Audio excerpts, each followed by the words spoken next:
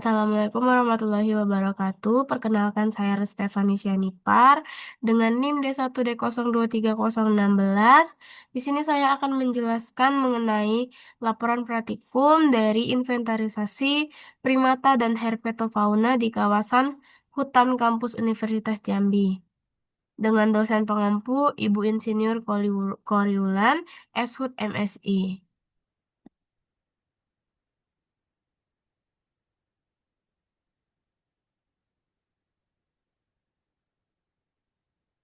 Indonesia merupakan negara dengan tingkat keanekaragaman hayati yang tinggi, termasuk dalam kelompok primata dan herpetofauna, yang memiliki peran penting dalam menjaga keseimbangan ekosistem hutan. Primata berfungsi sebagai penyebar biji dan pengontrol dinamika vegetasi, sedangkan herpetofauna berperan sebagai bioindikator lingkungan karena peka terhadap perubahan habitat dan kualitas lingkungan. Alikotandra 2010 dan Iskandar 2015. Kursin kursi Kusrini 2013 menjelaskan inventarisasi primata dan herpetofauna merupakan kegiatan dasar dalam upaya konservasi satwa liar untuk mengetahui jenis, keberadaan, dan sebaran spesies pada suatu kawasan. Data dari hasil inventarisasi sangat diperlukan sebagai dasar pengelolaan kawasan, pemantauan populasi, serta perencanaan konservasi yang berkelanjutan. Oleh karena itu, praktikum inventarisasi ini dilakukan untuk melatih mahasiswa dalam menerapkan metode pengamatan satwa liar secara langsung, serta dapat meningkatkan pemahaman terhadap kondisi keanekaragaman fauna di lapangan. Tujuan dari praktikum ini yang pertama adalah mengamati aktivitas dan perilaku dari monyet ekor panjang atau makaka fascicularis di hutan pendidikan dan hutan belakang Masjid Jami Universitas Jambi. Yang kedua, dapat menganalisis perbedaan aktivitas monyet ekor panjang berdasarkan waktu pengamatan, yaitu pada pagi dan sore hari. Yang ketiga adalah dapat mengidentifikasi jenis herpetofauna yang ditemukan di hutan belakang Fakultas Hukum yang dilakukan pada malam hari.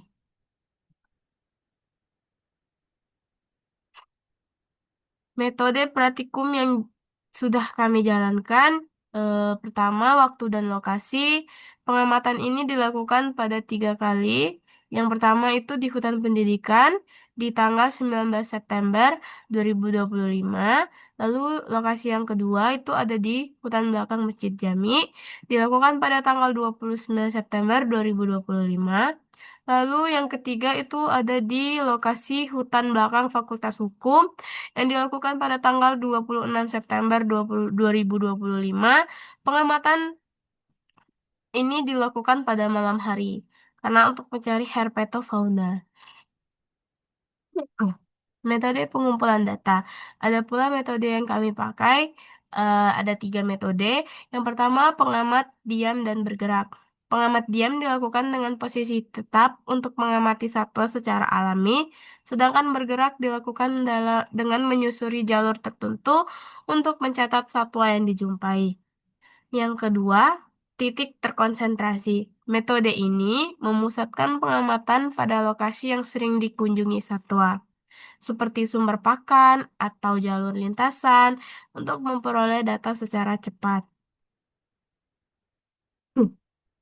Yang ketiga, Visual Encounter Survey atau VES. VES adalah metode survei dengan berjalan di jalur tertentu dan mencatat seluruh fauna yang terlihat untuk mengetahui keanekaragaman dan persebaran spesies.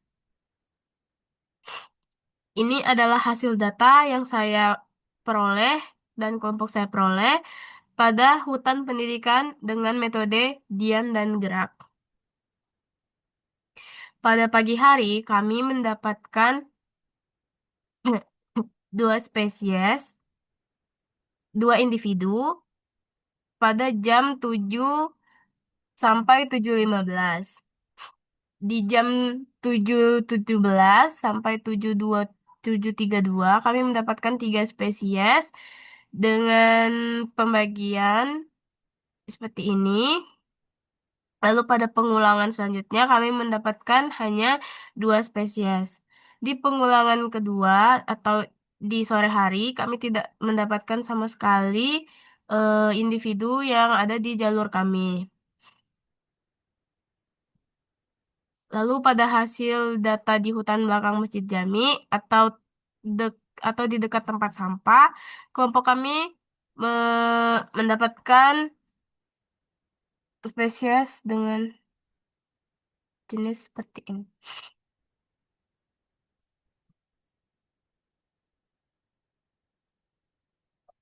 Pada lokasi ini kami menggunakan metode titik terkonsentrasi.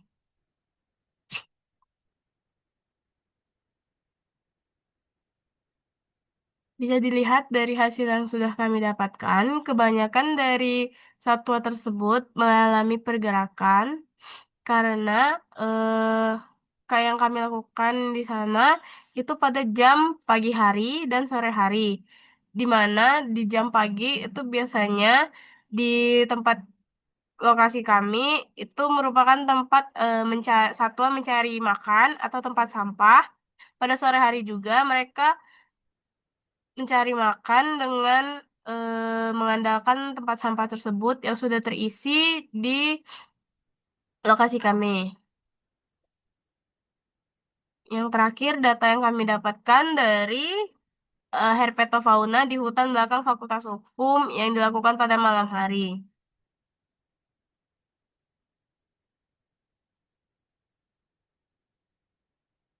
Berdasarkan hasil pengamatan pada tiga lokasi, yaitu hutan pendidikan, hutan belakang Masjid Jami, dan hutan belakang Fakultas Hukum, terlihat adanya perbedaan pola pergerakan satwa, metode pengamatan, serta hasil temuan yang dipengaruhi oleh karakteristik masing-masing lokasi. Pada lokasi pertama, yaitu hutan pendidikan, pengamatan dilakukan dengan metode diam dan bergerak atau kombinasi. Pergerakan satwa primata terlihat cukup aktif dan berpindah antar satu titik ke titik lainnya, mengikuti jalur pengamatan dari satu pohon ke pohon lainnya. Jumlah individu yang ditemukan relatif sedikit dan tersebar, sehingga metode bergerak efektif untuk mendeteksi keberadaan satwa. Metode ini lebih menekankan pada pencatatan keberadaan dan perpindahan satwa dibandingkan pengamatan perilaku secara detail. Pada lokasi yang kedua, yaitu hutan belakang Masjid Jami, menggunakan metode konsentrasi. Pada lokasi ini, pergerakan primata didominasi oleh aktivitas moving yang sering diiringi perilaku seperti grooming, resting, dan feeding. Aktivitas pergerakan banyak terjadi di sekitar jalan dan tempat sampah, yang menunjukkan bahwa satwa cenderung berpindah mengikuti ketersediaan pakan dan pengaruh aktivitas manusia. Metode titik konsentrasi memungkinkan pengamat berperilaku satwa secara lebih rinci dalam satu lokasi tetap. Lokasi yang ketiga yaitu hutan belakang Fakultas Hukum. Difokuskan pada pengamatan herpetologi, satwa yang ditemukan terdiri dari beberapa spesies reptil dan amfibi, dengan waktu penemuan pada malam hari yang menunjukkan pola aktivitas nokturnal. Pergerakan herpetofauna relatif terbatas dan sangat bergantung pada mikrohabitat, sehingga metode pencarian aktif lebih efektif untuk mencatat keberadaan spesies dibandingkan pola perilakunya. Kesimpulan, secara keseluruhan, perbedaan metode dan karakter habitat pada tiga lokasi menghasilkan varian pola pergerakan dan data yang diperoleh. Metode pengamatan diam dan bergerak di hutan pendidikan efektif untuk melihat persebaran satwa. Metode titik konsentrasi di hutan belakang Masjid Jami lebih optimal untuk mengamati perilaku. Sedangkan pengamatan herpetologi di hutan belakang Fakultas Hukum lebih menekankan pada inventarisasi spesies. Hal ini menunjukkan bahwa pemilihan metode pengamatan harus disesuaikan dengan tujuan penelitian dan kondisi dari lokasi. Baiklah, sekian materi yang dapat saya sampaikan. Mohon akhir kata saya ucapkan terima kasih.